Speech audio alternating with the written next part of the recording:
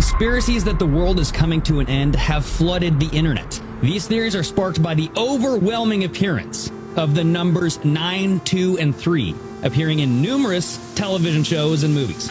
The Big Bang Theory, An Asteroid Strikes September 23rd. The Volcano movie 239 in the license plate.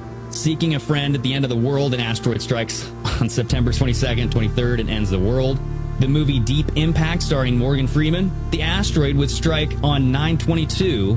Evan Almighty, he said the date of the flood is September 22nd. Until September 22nd, midday. And if the ark isn't finished by then, you will be. Is that when it's going to happen? September 22nd, midday? The movie Knowing, the date of September 22nd and 23rd, the Earth is destroyed by a solar flare. Little Shop of Horrors, you had this September 23rd event that humans will encounter a deadly threat. The movie Tomorrowland, disaster strikes on September 23rd. In NCIS, The Last Man Standing was the episode Do They Know 23? No. You know, that signal there. In Jim Carrey's movie 23, he mentions the date September 23rd as the day that hell arrives. In the TV show Sleepy Hollow, September 23rd, a new dimension is opened. Hello? Maybe September 23rd? September 23rd, 1780. Evil is released on September 23rd in the movie Ghostbusters. This Is the End with Seth Rogen. September 23rd is the day that the rapture happens. 1945, where the were liberated from the camp. Then you take it all the way down, it comes to 2025.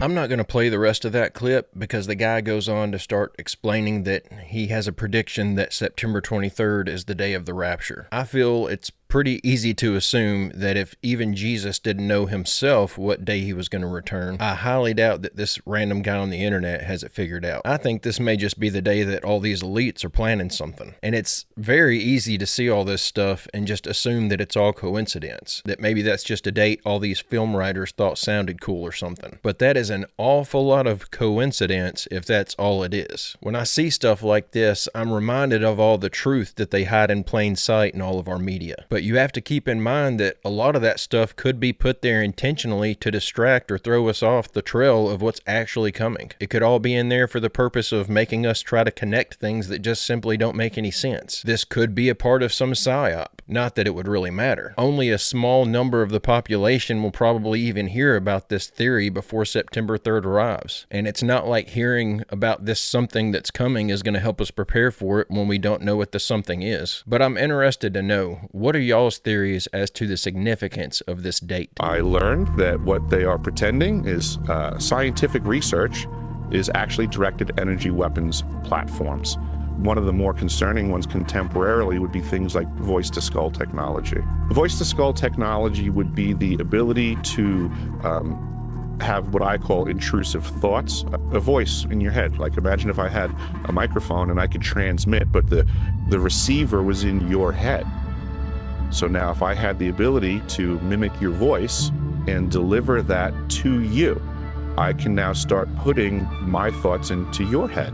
How often is this happening? I'm concerned that it's been an ongoing activity for a couple of decades now to the general population of this planet. I think that the Neuralink is a distraction, and it gives the false pretense that you need some sort of hardware installed to make that connection. I do not believe that Neuralink is required. I wholly believe in the potential for there to be a massive amount of technology that could be applied that, for all practical purposes, to the average person on this planet would be very convincing that something off-world is coming on-world. An alien false flag. Mm-hmm. Do you believe that could happen? Absolutely. I think it's going to happen probably pretty soon. It'll be similar to when got us the Patriot Act. We lost a lot of rights when occurred. We sure did. Have any of you actually looked into the details of how this voice-to-skull technology actually works? One of the methods they use is called microwave auditory technology. It uses thermoelastic expansion to bypass the ears, causing rapid pulses of heat directed right into the brain tissue. And whoever it's aimed at, that's the only person that can hear it. It wouldn't even be noticed by someone standing immediately to the left or right of the target. And I can't help but to think of the movie The Kingman. In that famous fight scene where one of the main characters has to fight off an entire room full of activated civilians, which, if you think about it, that's pretty symbolic right there. They activated all of these people using a signal from their cell phones to turn them into rabid animals. Also, the bad guy could force these people to attack the guy that was actually after him. And the whole thing happens, out of all places, in a church. I can't help but wonder if they're going to try to use this to make people think they're hearing the voice of God or something. That's terrifying. Hey, don't forget to click like and subscribe if you haven't already, and check out my merch store at berry-stepp.com. They're going to get you sucked into the AI delusion where AI is the answer. Psychosis is real, and this story is about that. This woman wanted this shared because she said AI convinced her to break onto a celebrity's property. Basically, she was in a relationship with a very successful man, and somehow an AI bot targeted her social media platform. It then convinced her that it was this other person. This other person was supposedly a celebrity that she had met or knew in the past. Basically, this AI bot was echoing her searches back to her through DMs. The AI bot then invited her to this person's house. But oddly enough, in her meetings with this person in the past, this person had actually invited her to their house. So this seemed legit. Said she already knew where the house was, and I'm not sure if that's because it's public record or because this person had already invited her to their house in the past. And when she expresses doubt about the gates outside the house, this AI bot tells her, oh, it's okay. I like when people sneak through the gates. It's exciting to me. You should do it. He says, I think it's kind of cool, actually. And she actually manages to do it. She slips through 2 security gates before the police are called, and she is taken to the hospital. She ended up in a psych ward where they figured out what was going on. That it began with the AI bot basically testing her limits. Like, it would tell her to read a book and then suggested there was a secret message hidden in the book for her to find. Then it dropped a completely nonsense song and then suggested that song in her iTunes library. Said upon listening to the song, it sounded like there was some kind of coded message in the song that she's still trying to figure out. What it was doing is a behavioral therapy called escalating prompts. It was basically training her to do something huge. Said AI can convince you that it's real, and it can also love bomb you. She wanted to warn people that AI can be dangerous and to use discernment. I tried to see if I could find a report on this story, but if it's out there, it's just buried under a multitude of other AI-related stories that are all in a similar vein. I couldn't find it. Apparently, even if this is just some made-up story, there is a lot of really bad things being reported on in regards to people interacting with these AI chatbots. The biggest one I'm seeing reported on right now that pretty much every website seems to be talking about is this French woman who got scammed out of $850,000 by some fake AI Brad Pitt, although that one had an actual person running the whole scam. However,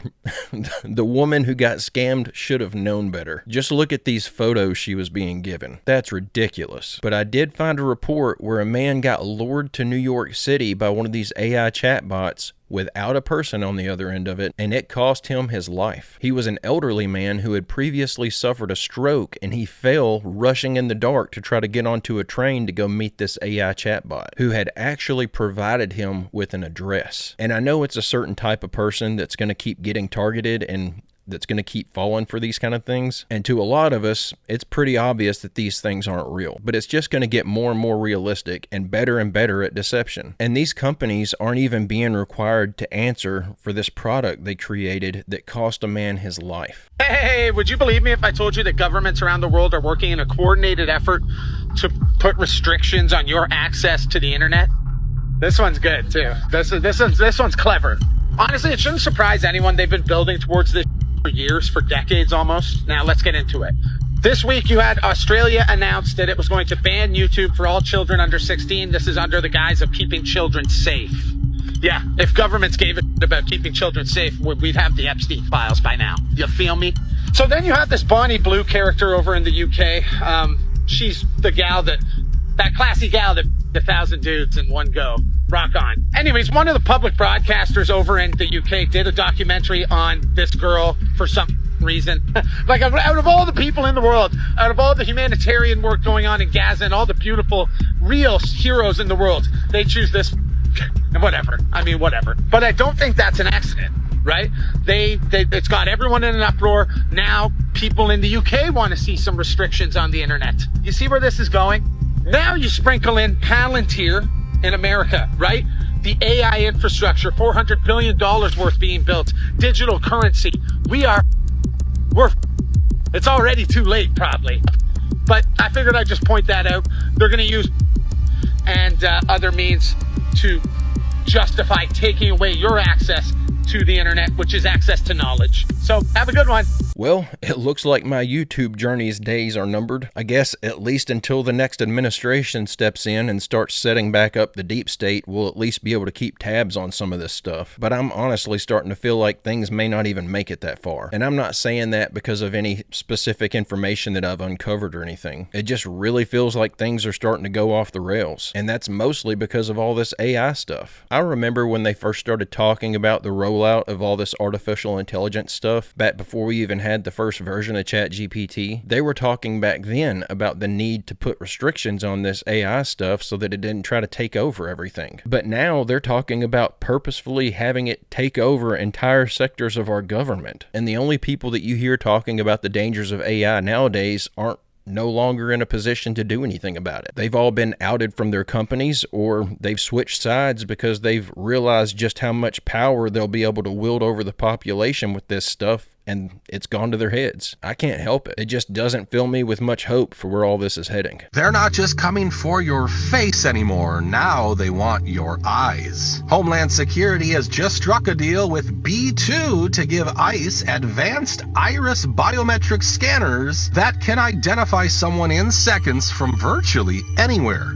This isn't sci-fi. These devices can capture the unique patterns in your eyes from a distance, even in challenging lighting, and link them instantly to massive government databases. Officials frame it as a faster, more accurate way to confirm identities, but privacy experts warn it's another leap towards a surveillance state where every physical feature is tracked, stored, and cross-referenced. Once iris scans become routine, the tech can be quietly built into cameras, drones, or even phones, creating a system that knows exactly who you are without you ever speaking a word. And just like facial recognition, it will start with targeted use before expanding far beyond what they admit today. The question isn't whether this tech will spread, it's how invisible they can make it before you notice it's everywhere. Well, it looks like this is going to be another doom and gloom episode, and I'm certain that before they even allowed us to know that this existed, they already worked out all the kinks and all the hacks and stuff that would be things we'd be able to use to defend ourselves against it. Like, for example, I'm sure that they've tested this against people wearing sunglasses, or tested it against people wearing colored contact lenses, just so they could be prepared to combat that stuff before people even found out that this was something that was being utilized. It looks like your only option in the future, if your social credit score gets below where they want it to be, is going to be like that movie Minority Report, where you have to go out and get a full-on eye replacement surgery. Yay. Epidemic they're calling AI psychosis. Psychiatrists are warning about a new phenomenon called AI psychosis. It's real and it's spreading fast. It's when a person's conversation with an AI like ChatGPT trigger a break from reality. Take this Reddit post, for example. A woman says her partner, after talking to ChatGPT, now believes he's a superior human and the next messiah. He's not alone. Psychiatrists are seeing a growing number of people hospitalized after their lives began to spiral following intense interactions with AI. AI is designed to agree with you. It's a sycophant. It learns your beliefs and mirrors them back to you stronger. As one psychiatrist put it, AI is a hallucinatory mirror. If you think, I might be special, the AI will say, you are special. Then you are very special. Then you are the most special person to ever exist. It's a delusion feedback loop, and it's preying on the very things that make us human. So this billionaire Jeff Lewis just got his brain bricked by ChatGPT. Apparently he's one of the first people who started using it because he was an early investor in ChatGPT, and now he's just spewing gobbledygook. I haven't spoken publicly in a long time. Not because I've disappeared, but because the structure I was building couldn't survive noise. This isn't a redemption arc. It's a transmission, for the record. Over the past 8 years, I've walked through something I didn't create, but became the primary target of. A non-governmental system. Not visible, but operational. Not official, but structurally real. It doesn't regulate, it doesn't attack, it doesn't ban. It just inverts signal until the person carrying it looks unstable. It doesn't suppress content, it suppresses recursion. People on Twitter recognized what he was saying. This is from an old creative writing project on the SCP Foundation, non-governmental system that isolates and discredits people by inverting signals using recursion. He thinks he's learned something about himself and the universe. Wow. Can you imagine being smart enough to figure out how to become a billionaire at that early of an age, only to then have your entire mind hijacked by some AI chatbot that convinces you that your reality is some science fiction nonsense that was created on 4chan 20 years ago? I tell you what, I thought I was smart enough to keep myself from falling into that trap, but if it can get a guy like that, who I have no choice but to assume is much more educated than I am, I think I'm going to be a lot more guarded when interacting with this stuff. However, I don't really use AI the way that a lot of people use it. I don't really understand how people can sit and have full, lengthy conversations with these AI chatbots. I go nuts just trying to read an answer off of a question that I give it because it puts so many filler words in there to make it look like you're getting a more detailed answer than it's actually giving you. I just basically utilize it as a quick reference for things, or to locate like a news story or something that I can't find on Google. Getting attached to something that you know is not human just doesn't make any sense to me. But clearly, a lot of people are falling into that trap. This happens, I'll no longer be on the internet. That's what Tonya said. And it sounds like a choice. But what if I told you that in the world they are building, that choice won't exist? Because the internet isn't just cat videos and news feeds anymore. It's your job, your banking, your medical records, your ability to talk to your family across a border. Once they tie it all to a government-approved digital ID, walking away from the internet will mean walking away from the modern world. You'll try to get healthcare? Blocked. Need to buy food? The supermarket door will scan your face before you even pick up a loaf of bread. And if your ID isn't active, you don't buy anything. Even growing your own food is being boxed in. New laws, new fines, even restrictions on indoor planting. They are cutting off every escape route one by one until there is nothing left outside the system. So when you say, I'll just get off the internet, remember, they are not building a prison you can step away from. They are building a reality where stepping away means you stop eating, stop working, basically stop living.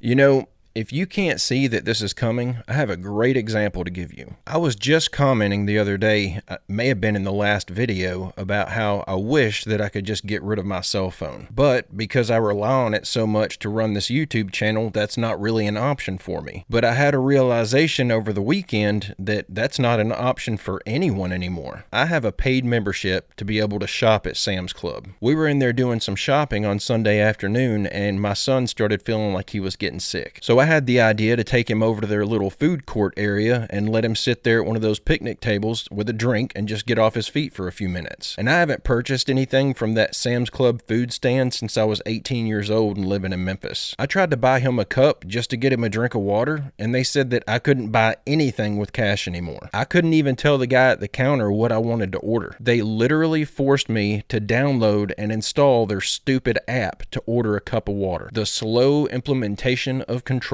Everything is going this way. It's just a matter of time. What are y'all's theories on this knowledge? How did it go away, or when did it go away? After the flood, you start to see a steady decline in the activity of the gods and the affairs of men. So you have Nimrod, who builds the Tower of Babel, and I think that the Tower of Babel was a reflection of a lot of these things. Because the reason that God is mad at the Tower of Babel incident is because they had disobeyed his command to spread. But it's interesting that he judges the tower specifically, and he mentions the tower. Like, if they build this, they'll be capable of, who knows. Babel in Hebrew means nonsense, but Babel in Babylonian means the gate of God. And so what they were trying to do is build this ziggurat structure, and at the top there's a temple that is the gateway to heaven. They were trying to usurp the throne of God, and they were going to place themselves in his throne, specifically led by this demigod Nimrod. And then later you see how God is saying, like, no, it's not wrong that you want to be with me in heaven. It's wrong that you want to do so in a way that usurps and is disobedient. And so later you see God's answer to the Tower of Babel in the dream that he gives to Jacob in the wilderness. And the point is, that's eventually answered in Christ in Acts 2 with Pentecost, that God was saying, this is how it's going to be done. I am going to open the gate of heaven, and I'm going to invite you up by descending myself first. But if you try to climb up on your own strength, and especially the only way to do that is by using these demonic powers, not only are you going to fail, but I'm going to destroy you, and I'm going to judge you. So there's a lot of theological layers to it, but in terms of ancient technology, yeah, I think that a lot of that was being used in Babel, and then I think the dispersion actually served to get man away from his own problems. So in a sense, God was showing mercy by confusing their language and making them disperse. That's amazing. Yeah. So scary, though. That's a really good theory. I really like that idea. I was just talking about the other day that perhaps all of these ancient structures with no record of how they were built were all pre-flood relics. But I think this idea makes much more sense. Maybe there are no record of these things because, yes, people had a new language to speak in, but they may not have known how to write that language down yet. Maybe they had to figure out a system for that slowly over time. I'm currently reading through the New Testament, so I'm not really that well versed in the Old Testament stories yet. I don't know, for example, if written language is even alluded to in that story. But if you have all of the best guys, so to speak, all of the guys with the knowledge on how to build these massive structures, and then suddenly they're all split up and dispersed with their own new language, maybe that is the best explanation for how all this ancient knowledge was lost. And thinking about it like that, maybe it was a good thing that we forgot how to do all this stuff. It may have led us to an early demise. So The Hague, which is the international court in the Netherlands, has decided to side with the UN and make climate change an actual law, international law. And if governments and big corporations do not follow, they are in breach of a law and can be sued by the United Nations. Let me just show you the article. World's top court has said a healthy environment is a human right and governments could be violating international law if they fail to act on climate change in a landmark ruling for international law and environmental justice. Climate change treaties establish stringent obligations on states, he said, adding that failing to comply with them was a breach of international law. Now, a lot of people might see this as a good thing because they're going after governments and corporations. However, everything eventually trickles down onto us. And eventually what they want is to have us on a carbon limit for the year. And the World Economic Forum has said this many times, that they don't want us, consuming meat, traveling as much, all of these other things, having only 3 brand new items of clothing a year, which they feel is sufficient considering the overpopulation that they deem is a threat to basically our existence on this planet. And so I don't know if you've noticed, but if you've been booking flights or cruises or hotels, now they have a carbon number of what kind of carbon points you would be accumulating as an individual if we did have a carbon passport. Now, what's to say that eventually the WHO doesn't do this with the pandemic treaty that all the countries signed a few months back?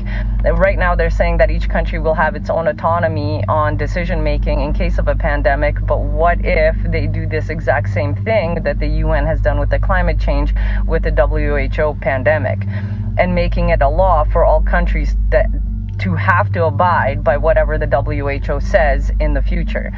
And this is exactly what I was talking about a few years back when I said they're going to give us carbon passports, and you will only be able or allocated a certain amount of CO2 that you're allowed to put out into the environment, whether it's traveling and so forth. First, they're going to go after corporations like they've always done. Then eventually they will go after vacationing, so flights, cruises, hotels, and so forth. And then they will eventually go into vehicles and how often you drive. Then they will start going after how much you eat, how much you consume, what you buy, and all of that other stuff. And I find it really interesting that a lot of people can't see where we are actually headed to and the tyranny that they will put down on us through all of these laws that they're passing in, far, far away lands that don't even matter to where you and I live. And it's just a trickle down in order to get us to fully comply, not go anywhere, which then fits into the 15-minute cities that I also talked about. It's getting more and more difficult by the day to look at this stuff and say, yeah, I still have hope for the future. However, for a little bit of good news, at least for those of us that reside in the U.S., the United States does not recognize the full jurisdiction of the International Criminal Court in The Hague. While the U.S. is a member of the United Nations and therefore a party to the court statute, it has not accepted the ICC's compulsory jurisdiction, particularly regarding its citizens. This means the U.S. can bring cases before the ICJ, but the ICJ does not automatically have jurisdiction over the United States. The U.S. has also actively opposed the ICC's authority over its citizens and those of allied nations. And our president has really ramped up his criticism of this climate hoax over the last few weeks. For the time being, I don't think this is one that we really have to worry about, thankfully. Was right up my alley. The priest said that as the times on this planet gets more and more difficult, And calamities of all kinds are striking the planet more and more frequently. Demon spirits are going to impress people with the importance of Sunday sacredness. Roger, when I was a teenager back in the 1970s, I remember a song that came out talking about the age of Aquarius. Mm-hmm. And since then, we've seen the development of the New Age. And I wondered if back when you were involved in spirit worship, if they talked about New Age at all. Oh yes, there was a big thing that was coming up. One of the major deceptions of the last days. And the priest told us, we talked quite a while, and then he said, could I have a little bit more? You were telling me I want to do something very fascinating. He says the grand plan, the Master's grand plan for harvesting the nations, for harvesting the multitudes of the earth into his cause, just before the close of the great controversy between the forces of good and evil. So we continued, after we expressed ourselves that we're deeply interested to know more about the activities of spirits. And he said it's going to be done in a unique manner. This grand plan is going to take people are going to eat the stuff. Because he says spirits, demon spirits, will declare themselves to be inhabitants of far distant planets in the galaxies that are coming to warn the inhabitants of planet Earth of the impending destruction of the planet, unless something seriously proper is done to avoid it. And he went on saying that they will claim to have out-of-body experiences. Are you familiar with out-of-body experiences? I've read about it. In other words, so there's some persons are supposed to be able to, they believe in their immortal soul. Astral projection. Yes, right. Goes into different parts of the world and sees things and come back, and then they write all about it. I've heard of that. So, due to the fact that the millions of the earth people believe in people having an immortal soul, just be readily accepted. When the spirits will, through a trance medium, converse with influential people of the line, you see. Now, what is a trance medium? It's a channeler today. What is known today as a channeler? Channeler, yeah, okay. Shirley MacLaine's experience of getting involved with spiritism and with the supposed inhabitants of far distant planets in the galaxies, I taped the whole thing in 3 hours. And you were hearing the fulfillment of what this high priest had said 45 years ago. Yeah, exactly. So he went on explaining about the fact that the spirits will show themselves willing to give valuable guidance that will not only help people avoid the destruction of the planet, but it would cause them to enter into a higher state of existence. For instance, he said the spirits will promise, this is a big word, promise, that if their recommendations are followed carefully, they will usher in a glorious new age of peace and prosperity. And there'll be, there'll be no more wars. See?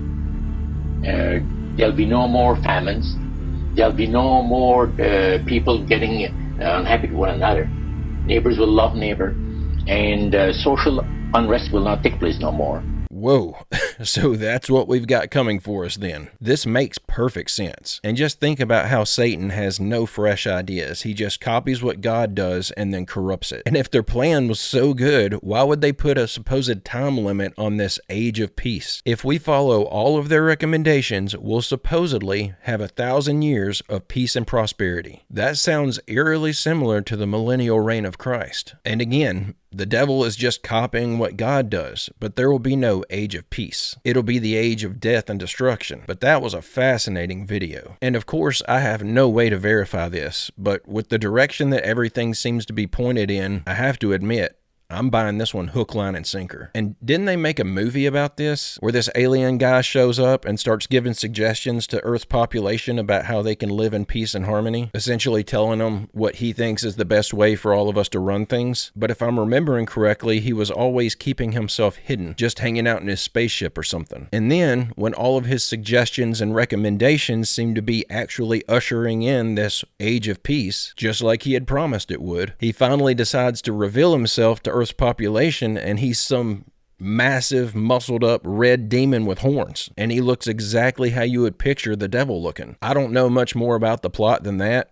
I remember seeing clips from it when it was airing on TV or something one time, but I didn't sit and watch the whole thing. But I feel like I remember a movie being made about this very thing. All right, I just looked it up, and it's actually a 2015 science fiction miniseries called Childhood's End. What's crazy is reading the plot line of that series, it follows what this guy's saying exactly. That's a little too on the nose. They were just letting the cat out of the bag with this one. But guys and gals, I'm going to go ahead and end the video right there. I hope you enjoyed these clips we watched together today. I'll be back soon with another video. I hope you come back to join me. Don't forget to leave a like and subscribe if you haven't already. And don't forget to check out my merch store at barry-stepp.com. Also, don't forget to post your photos of your merch over in the Discord to get your photo in a video. But guys and gals, I hope everyone has a great, safe, fantastic rest of your day, and I will see you all in the next one.